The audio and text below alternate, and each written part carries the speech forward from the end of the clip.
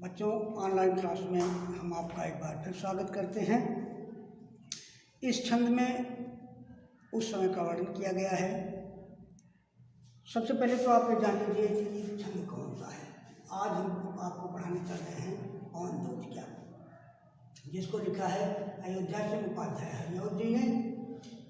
तो आप ये आपका 6वां छंद है। अब आप देखिए कि सबसे पहले हम आपको वाचन करते हैं, सुनाते हैं कि तू देखेगी जलत तन को जा वहीं तदगता होंगे लोने नैन उनके जोत उत्कीर्णकारी।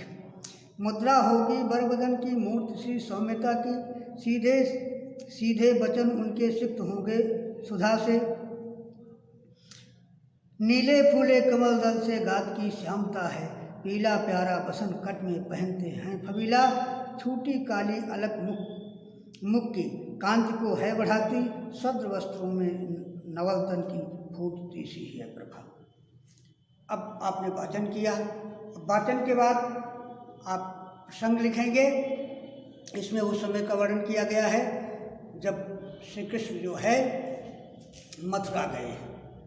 राधा अकेली है, बैठी हुई है अपने कमरे में। तो उसी समय उनको कृष्ण की याद आती है और सोचती हैं कि कृष्ण अभी तक वापस नहीं आए, तो हम अपना संदेशा उन तक कैसे भेजें। तो सुबह की हवा कमरे में उनके प्रवेश करती है और उसी हवा को अपना दूध बना करके कृष्ण के पास भेजती हैं इसी का।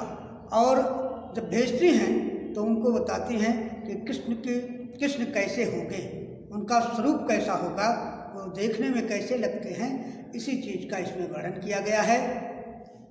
फिर आप संदर्भ लिखेंगे कि प्रस्तुत पद्यांश हमारी पाठ्य पुस्तक पवन दूतिया नामक अंश से लिया गया है। इसके रचयिता अयोध्या से उपाध्याय हरिऔध जी हैं।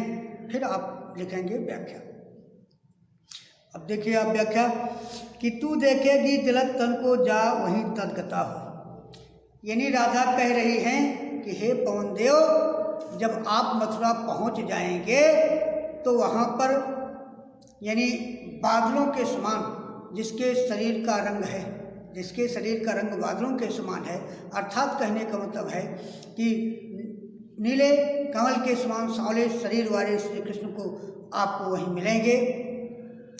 और जब मिलेंगे कहते जा वहीं तदगता हो, तो तुम उन्हें तल्लीन होकर के देखना।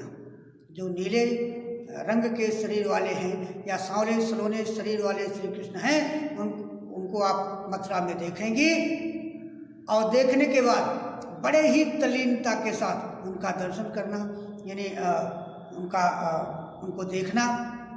ऐसा राधा पवन से कहती हैं एक बार फिर से कि हे पवन, आप जब वहाँ मथुरा पहुँच जाएंगे तो नीले कमल के समान या बादलों के समान शरीर वाले, बादलों के समान शरीर वाले श्री कृष्ण वहाँ आपको दिखाई पड़ेंगे। आप तल्लीनता के साथ उनका दर्शन करना, यानी उनमें खो जाना, उन्हीं में तल्लीन हो जाना। होंगे लोने नैन उनकी आँखें बड़ी सुंदर लगेंगी, ज्योत उत्कीर्णकारी, और उसमें से प्रकाश निकलता हुआ दिखाई पड़ेगा।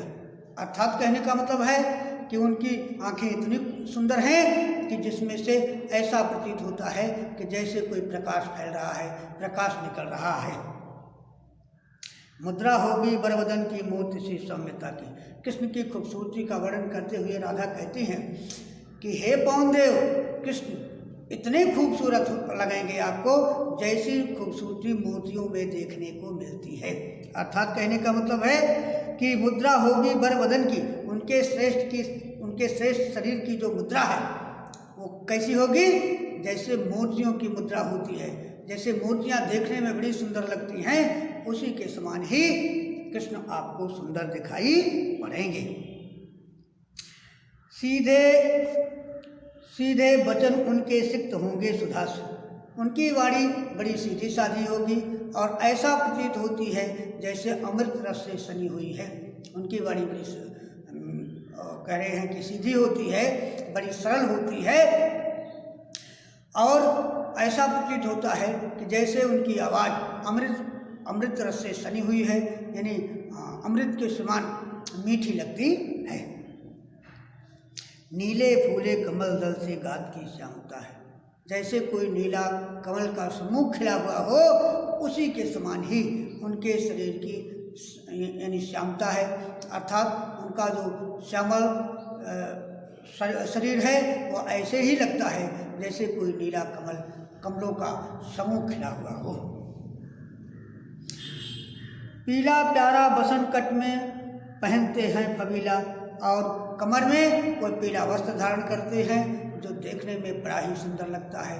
यानी कहने का मतलब है कि वो कमर में पीला वस्त्र धारण किए हुए हैं जो बहुत ही सुंदर लग रहा है।